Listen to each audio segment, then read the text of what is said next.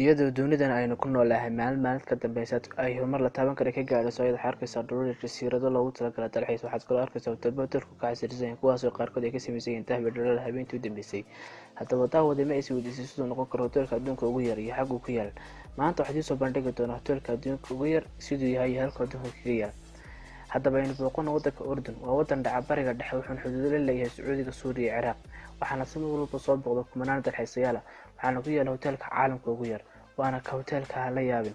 maaha gaari la nacay oo la tuuray, laakiin waa hotel muddo hadda laga joogo sanada. Abu Cali wuxuu go'aansaday inuu gaariga duuga u bedelo hotel. taasina waxay timi gaarigu markuu shaqayn waayay, mana uusan doonayn mulkiilaha lahaa gaariga inuu iska tuuro. sidaa darteed wuxuu goostay inuu u bedelo hotel, uuna ku dadaalo qurxintiisa. wuxuuna u bixiyay hoteelka caalamka ugu yar.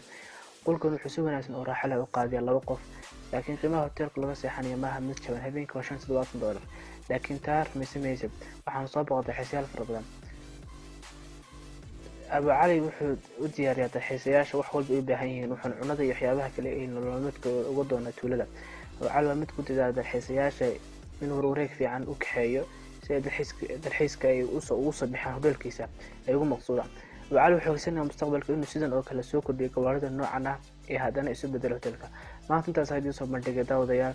fadlan haddaad ka heshay muuqaalka subscribe, like, share. waana mahadsantihiin. asalaamu calaykum waraxmatullaahi tacaala wabarakaatu.